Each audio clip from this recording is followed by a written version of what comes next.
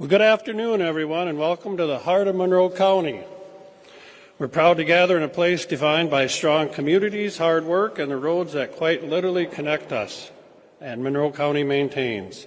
A network that keeps our rural communities vibrant, our businesses moving, our residents connected to the opportunities they deserve. Today, we welcome Transportation Secretary Sean Duffy and Congressman Derek Van Orden to join us as we celebrate a significant investment in the future. It fills a long-standing void, strengthens safety, and supports continued western Wisconsin.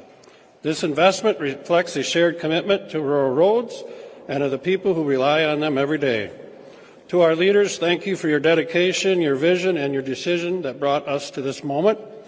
To the public, thank you for your patience, your participation, and your ongoing support and understanding as we continue to improve our transportation network. And to our employees, those out on the roads every season. Wisconsin are vital to many of the required daily transportation needs of every Wisconsinite. I believe first got elected, that was one of the biggest points of frustration that I heard from constituents, is that seeing our tax dollars get funneled into mega projects down in places like southeast Wisconsin and our urban centers. But it has been fighters like Derek who have been advocating for our communities in western and central Wisconsin. So this road needed significant improvements, so we're able to secure $8.4 million for this road here in Monroe County. And I think it's critically important that we have vertically integrated government. That starts with our county board, and it goes all the way up through my office, and then we coordinate with the executive branch, which is Secretary Duffy, who I'm very thankful for him coming out today. Nancy and Pat have been friends for years, so is Sean, and without their leadership, we wouldn't be where we are right now. So I'm very thankful for them to be here. But let's also remember this. It doesn't matter how much money you have if you don't have the men and women to put it to use. So, gentlemen, thank you so much for the work that you do every single day for Monroe County. We need our people in the trades.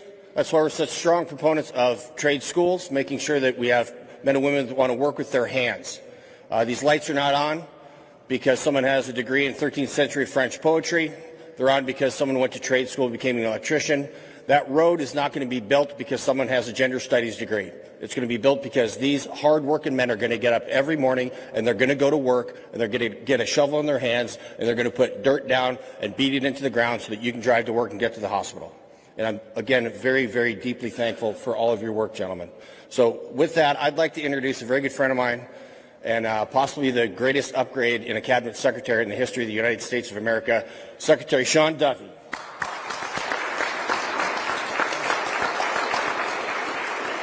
Well, it's great to be with everybody. It's great to be back home. I spent 50 years in Wisconsin. I've taken a little respite to the East Coast for the last 4, but Wisconsin is my home. And being a guy from northern Wisconsin, rural Wisconsin, I fully and completely understand how oftentimes rural communities can be forgotten when money is spent. And I can just guarantee you this, that in this transportation department, rural America, rural Wisconsin will not be forgotten. I got to take a moment. When Nancy was first running for office, we got to know each other very well. We talked a lot about cows and farming, I think, I guess she gave me a little upgrade on that.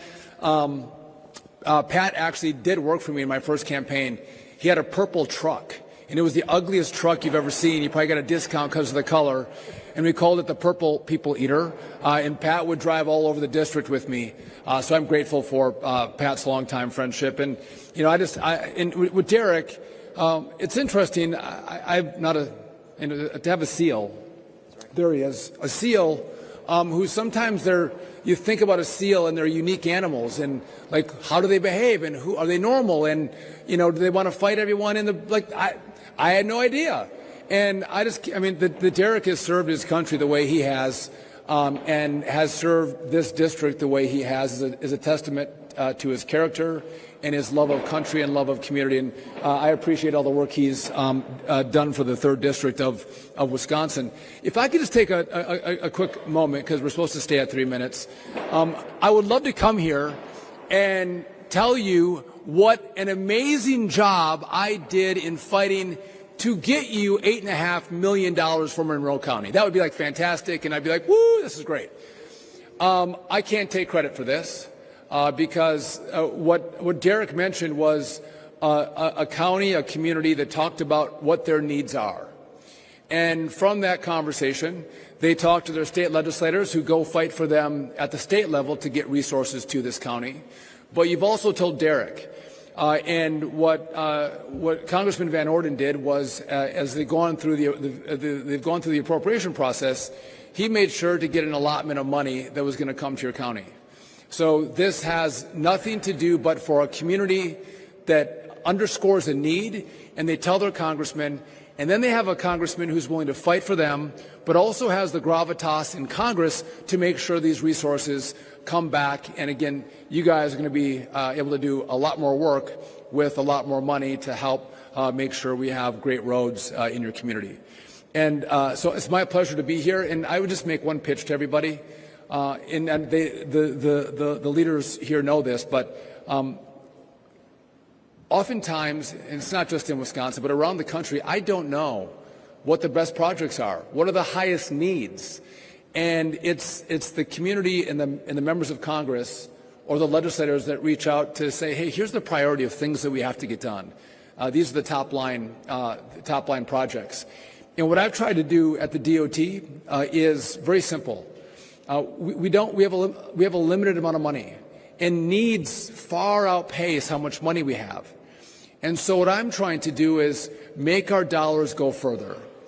And the way we do that is we have to streamline our regulations. It has to move faster. Sometimes projects, 40% of the cost of a project goes to consultants, not to these guys. 40% so they can navigate the permitting process. And to be clear, in Wisconsin, we live here because we love clean water, we love clean air. We don't want, I don't want to see a toad get extinct. The last toad that exists is here in Monroe County, and we're going to do a project that's going to extinct a toad. I'm just making that up. I don't know what you'd have here, but none of us want that. But having projects to get permitted over the course of, 4, 6, 10 years is way too long.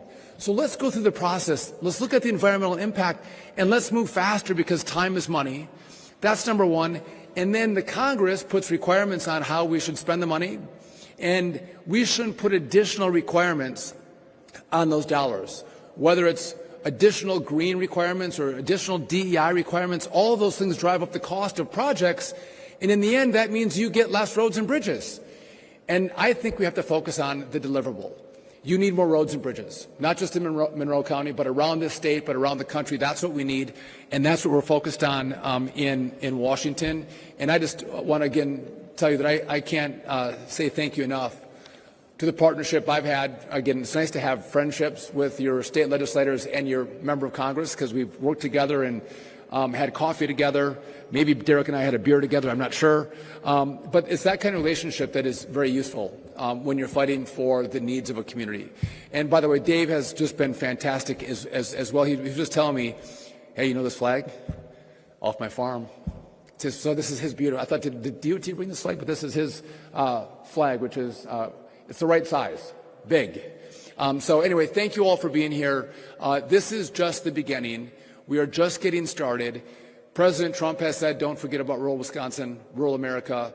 I'm not going to forget about rural Wisconsin, rural America. And it's not just going to Chicago. It's not just going to Dallas or New York. That's not where money just goes, or Madison or Milwaukee, which is oftentimes in rural America, that's the way we feel. We get shortchanged because no one thinks about us. In this administration, that is not true. We think about you, we care about you, and we are going to focus on making sure you get the resources that you need for the projects that are vital to your community. With that, thank you. Thanks for having us. God bless.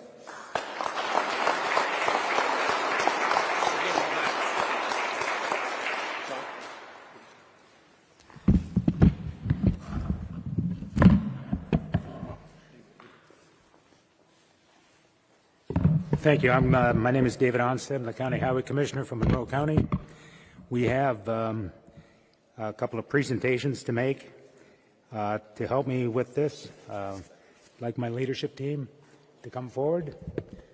Tyson, Jim, Brian, Steve, Eric, and also County Administrator Tina Osterberg and Highway Committee Chairman David Pierce, and Chairman of the Board, Cedric Schnitzler. The first is to Congressman Derek Van Orden for sponsoring a community project appropriation for the, for the County Highway ET Multimodal Initiative and for your tireless efforts to support Wisconsin's road and bridge systems. Thank you very much. Tracy?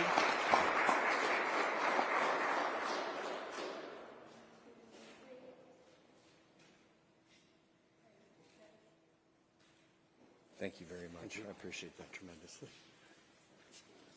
And then also, it says, welcome, Secretary Sean Duffy, the United States Department of Transportation. Thank you for your support of roads and bridges in Wisconsin and across our great nation.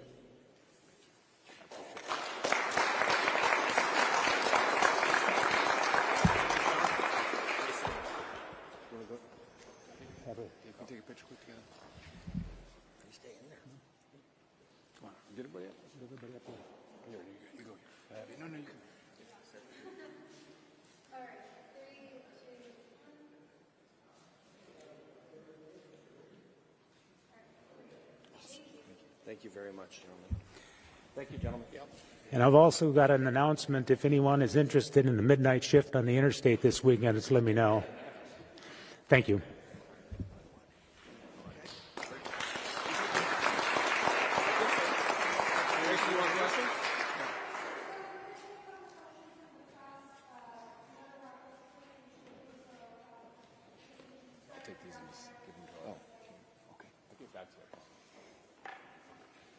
Okay.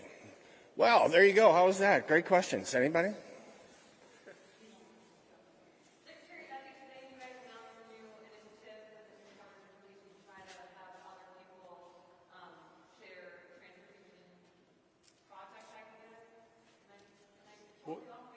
No, we've asked, we're doing a whole bunch of things, but again, projects, right, the best projects, but also we're looking for innovation, right? How do we innovate around transportation?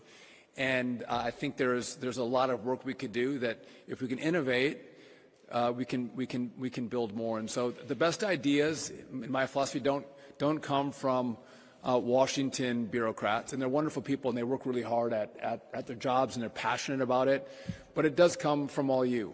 And we want a flow of information of like, hey, you're doing this, but you could do it so much better if you just did it a little bit differently. That's the feedback that I want. Or you're doing this and this doesn't make sense, you should go in this direction. So that's the feedback I need and want from the community. And again, I think one of the issues is all you have to do is ask. If you ask, then people will share with you. If you never ask, people don't feel like you have an open door to hear from them, and so that's what we've done. Secretary Duffy, you mentioned needing more roads and bridges in Wisconsin. This week, Governor Tony Evers wrote you a letter calling on you to sign off on reconstruction of the Watt Bridge up in northern Wisconsin. Any update on where that project stands?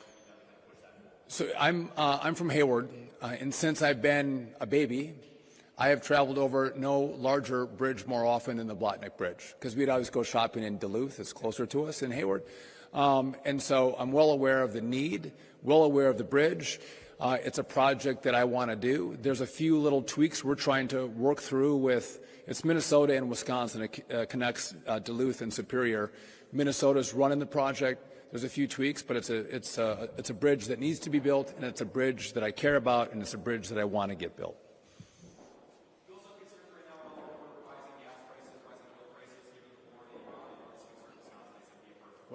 I'll go second. Let Derek go first. Hey, listen. To be clear, we are not starting a war with Iran. We are ending the war that Iran declared on the United States of America 47 years ago. They're responsible for taking hostages. They're responsible for the embassy bombing in Beirut and the Marine barracks bombing in Beirut. They bombed 2 embassies in Africa.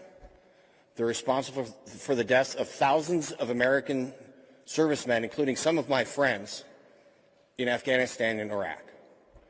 So what we need to do is make sure that these radical Islamic mullahs that have been lording over the entire world, especially the global economy, by trying to close the Straits of Hormuz, where 20% of the world's oil transits through, that they can't do that anymore. So we are going to remove Iran's ability to project power throughout the region. That starts with their nuclear program, Midnight Hammer, significant progress, destroyed that. The ballistic missile threat, they can actually launch missiles into Europe if they want. We have to get rid of the Iranian Navy, which has taken place, so they can't close the Straits of Hormuz. And we have to make sure that the conditions are set for the Iranian people to be able to rise up and have self-determination. That's what's taking place right now. And this has to get done. And President Trump is unique in history for our country. He is not thinking about these short-term goals of what's the next election going to look like. He's thinking about how can we leave the world a better place for the next generation. I don't want your children or my grandchildren fighting Iran. So this must end now. I'll maybe just add to that. To the Congressman's point, what I've seen with this president is that when there's a big problem, there's a big issue, sometimes politicians will try to skirt it. We'll try to pass it. We'll try to avoid it. This president, whether it's in his cabinet or the decisions that he makes, he's actually trying to address the big problems here in our country, but also around the world. And as Derek knows all too well, Iran is one of those problem countries. And again, you mentioned the Strait of Hormuz. The fact that you can take oil prices up by $20 a barrel, $25 a barrel is remarkable. It shows the power of those straits and the power that Iran has over those straits. A fifth of the world's oil comes through there. And so to have the president be willing to stand up and address this, I couldn't be more grateful for. And again, the president has, whether we've seen him in politics over the last 10 years, he does not want to be a country where we're doing nation building and long-term protracted wars. That, if you listen to him, that's not what he's saying. But he thinks that we could make this part of the world a safer place, a better place, and a more prosperous place. And can I just make one note? When oil prices were going down when President Trump was elected, no one seemed to want to report on it. It was like it wasn't happening. Oil prices have gone up, and it seems like everybody wants to report on it. But we're in a place that we are right now because of President Trump's willingness to make America energy dominant. And we're producing more energy, which means he's brought prices down considerably. And so when we have had this tick up, yes, it seems like it's significant because over the last year he's brought them down. But this is going to be short-lived, and I think we're going to be in a good place as we look out in the coming weeks and months.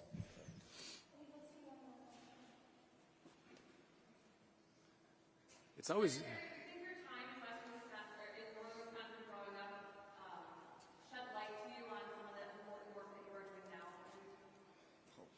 So, I mean, you can't take rural America out of you grow up here. Anyone who's grown up in Monroe County or me in Sawyer County, you never forget that. And there's something very meaningful about the community, about the people, the kind of people.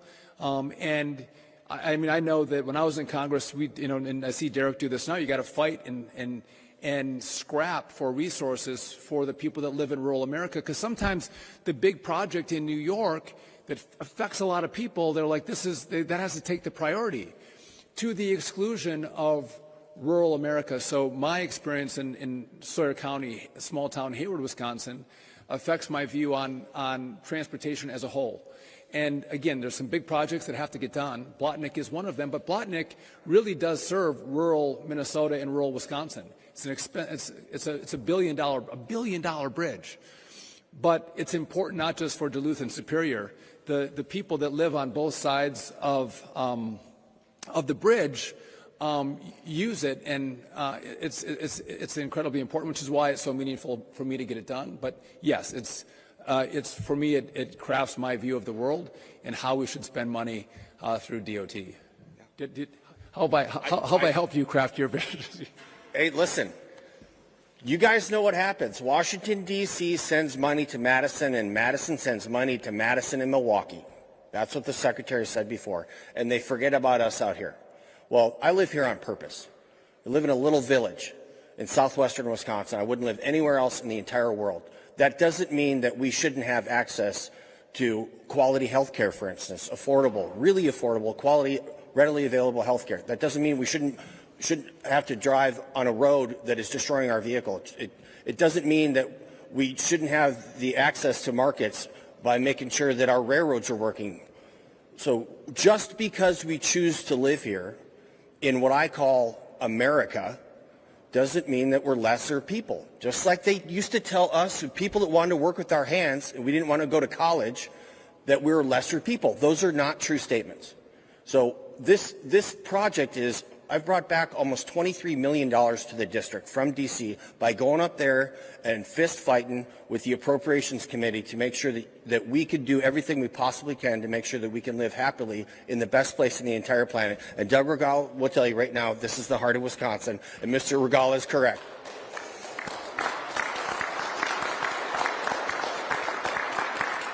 And you know you're in the heart of Wisconsin when you're wearing a cheesehead hat, right? That's right.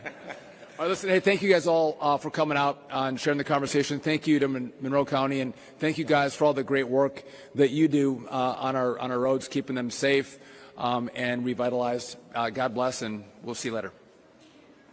Oh, wait. No, we're not done. Group photo? We need to get a highway committee photo because they're the ones that push us through. Yeah. Hey, can we get all the highway committee and everybody? Highway committee. Zach, Where's everybody? Come on. Jim. Come on.